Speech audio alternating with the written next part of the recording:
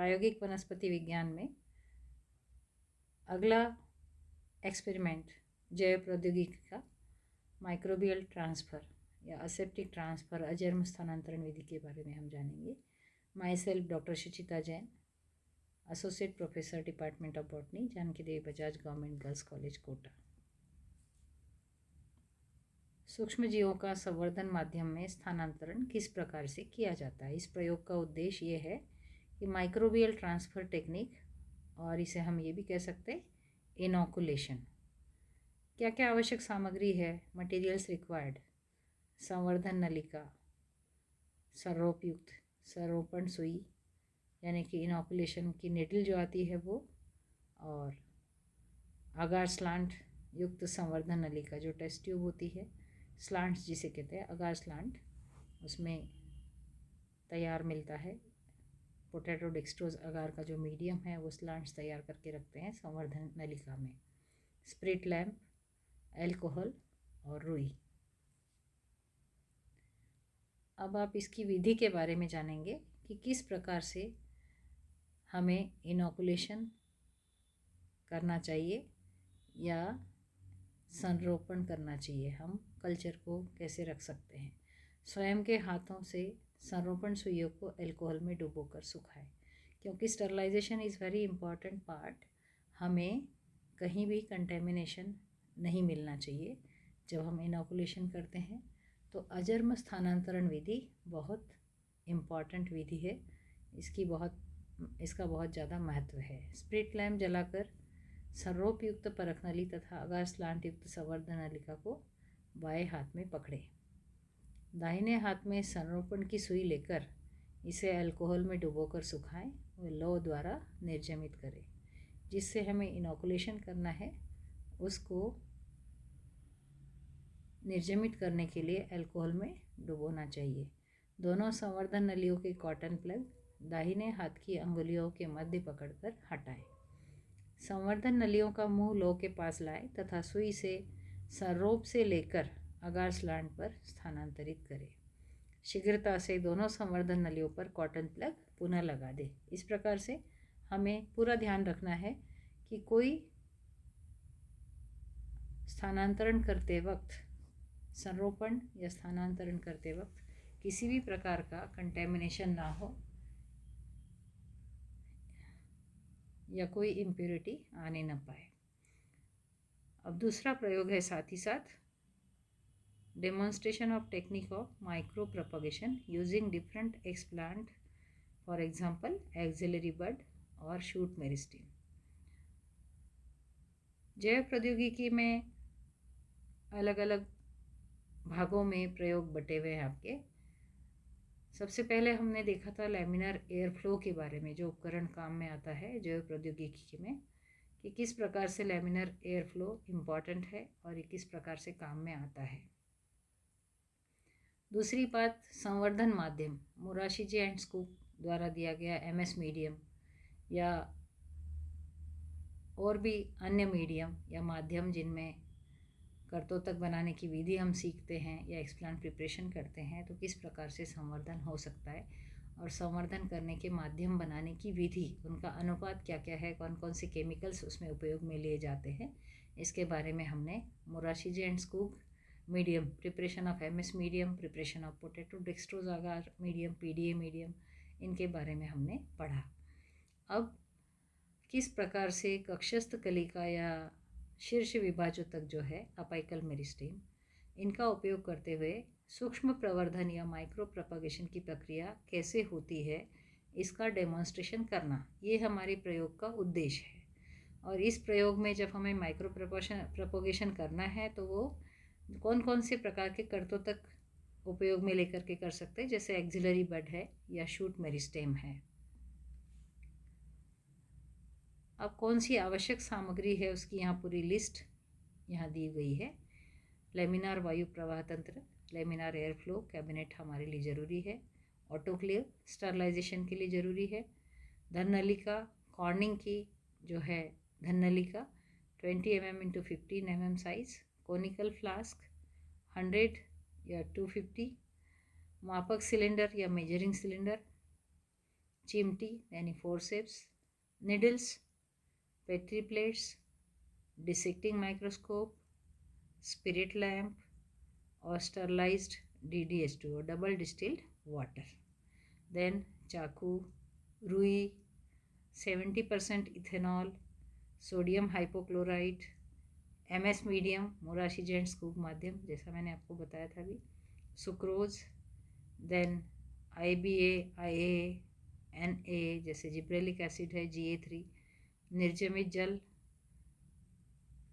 जो भी पौधा है जिससे कर्तोतक हमें लेना है। फॉर एग्जांपल कार्नेशन, कोई भी एक प्लांट हम लेते हैं, सेलेक्ट करते हैं, उसकी कोई टिश्यू हमें लेनी है या एक्सप्लांट बनाना है। बालू, सैंड और वर्मिकुलाइट से भरे ऑटोक्लेव किए हुए गमले, क्योंकि इन सबको स्टरलाइज करना ज़रूरी है, ऑटोक्लेव करना ज़रूरी है। अब सिद्धांत क्या है यहाँ, कौन कौन सा प्रिंसिपल या कैसे ग्रो हो सकता है, कौन सा प्रिंसिपल कार्य कर रहा है। प्ररोहाग्र विभाजोतक जिसे हम कहते हैं शूट अपाइकल मेरिस्टेम व कक्षस्थ कलिका एक्सिलरी बड्स, इनका संवर्धन करके शूट्स प्राप्त करने को मेरिस्टेम संवर्धन कहते हैं। इस प्रकार के संवर्धन को क्या कहते हैं, मेरिस्टेम कल्चर। प्ररोह शीर्ष को ठोस पोषक माध्यम दैट इज न्यूट्रिएंट मीडियम पर संवर्धन करके छोटा पर्णिल प्ररोह लीफी शूट या गुणित प्ररोह मल्टीपल शूट प्राप्त कर सकते हैं।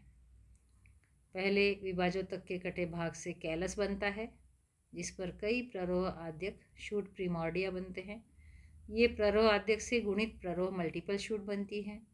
अब प्ररोह को छोटे छोटे टुकड़ों में काट लेते हैं। प्रत्येक खंड में एक संधि पर्व या नोड होनी चाहिए। प्रत्येक खंड की संधि पर्व पर उपस्थित कक्षस्थ कलिका या एक्सिलरी बड संवर्धन माध्यम में वृद्धि करके एक नया प्ररोह बनाती है, उसमें बनाने में सक्षम है।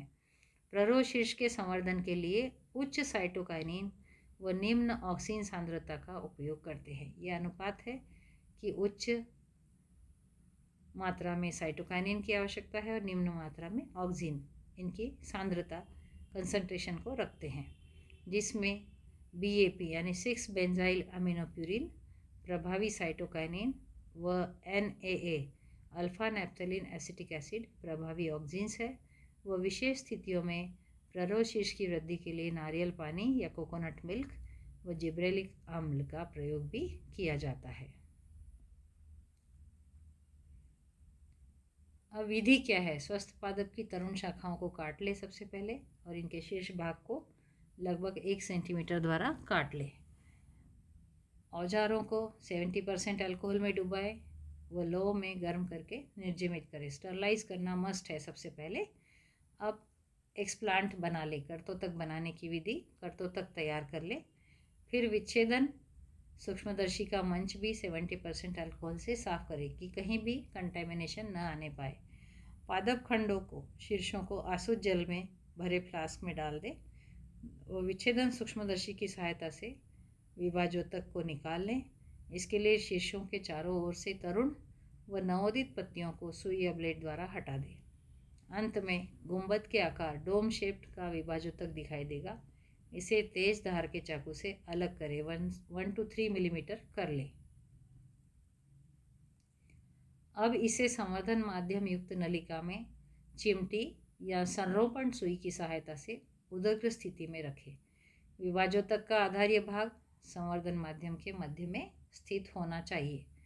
संवर्धन नलिकाओं को संवर्धन कक्ष में, जहां प्रकाश की तीव्रता 3000 लक्स से 16 घंटे का प्रकाश काल हो एवं तापमान 25+2 25 से 27 डिग्री या 23 डिग्री हो सेंटीग्रेड, ऐसे में रखें। निरंतर अवलोकन करते रहे, हमें बार बार इसका ऑब्जर्वेशन करना है। 15 दिन में मूल तंत्र पूर्ण रूप से विकसित हो जाने पर प्लांटलेट्स को गमलों में रखकर वृद्धि चेंबर यानी ग्रोथ चेंबर में स्थानांतरित करें और यहाँ इन्हें 8-10 दिन तक का 12 घंटे के प्रकाश काल में रखा जाए, तब जाके आपको ये ग्रोथ पूरी दिखेगी। इसके बाद गमलों को ग्रीन हाउस में रखें जहाँ पौधों का एक्लिमेटाइजेशन हो जाता है, दशानुकूलन, यानी कि वो वहाँ के एनवायरनमेंट से एक्लिमेटाइज हो जाते हैं या अपना अनुकूलन कर लेते हैं या अपने आप को ढाल लेते हैं। 2-3 हफ्ते बाद पौधों को ग्रीन हाउस से प्राकृतिक अवस्था यानी नेचुरल कंडीशंस में खेत या बगीचे में स्थानांतरित कर दें। इस प्रकार से एक्सप्लांट बनाना, कैलस ग्रो करना, देन प्लांटलेट्स को ग्रो करना और फिर उन्हें नेचुरल एनवायरनमेंट में स्थानांतरित करना। अब को संदूषण या कंटेमिनेशन को रोकने के लिए जो भी प्लांटलेट्स या उनके प्लांट अपेक्स जो है उनका सतह जो है निर्जमीकरण ठीक प्रकार से कर ले। औजारों, नलिकाओं को और फ्लास्क आदि को भी निर्जमित करें। संवर्धन कक्ष जो है आपका, वहाँ पर उपयुक्त वातावरण जैसे तापक्रम है, humidity, temperature, humidity, intensity of light और फोटो पीरियड देने के लिए पूर्ण सावधानी बरतें। कर्तोत्तक को संवर्धन नलिका में संवर्धन माध्यम पर बीचों बीच रखना चाहिए ताकि उसे वृद्धि करने के लिए पर्याप्त जगह मिल सके। तो इस प्रकार संवर्धन माध्यम बनाने की विधि हमने जो पहले देखी, अब उस संवर्धन माध्यम का उपयोग करके कर्तोत्तक बनाने की विधि और कर्तोत्तक को इनोकुलेशन करने की विधि और उसे ग्रो करने के बाद कौन कौन से किस प्रकार से उनको लाइट या फोटो पीरियड की आवश्यकता होती है, कितनी मात्रा में टेम्परेचर की आवश्यकता है, ह्यूमिडिटी की है, फोटो पीरियड की है, इन सब के बारे में आज हमने जाना। हम जब एक्सपेरिमेंट खुद परफॉर्म करेंगे तो practically we will observe all the things. Different readings आप चेक कर सकते हैं, ऑब्जर्वेशंस अपनी नोट कर सकते हैं और आप किस प्रकार से चेंजेस आ रहे हैं या प्लांटलेट्स ग्रो कर रहे हैं या photo period, length of intensity of light, everything you can check practically. So if you have any queries you can ask. Thank you very much. Subscribe YouTube channel CC Raj JDB GGC Kota.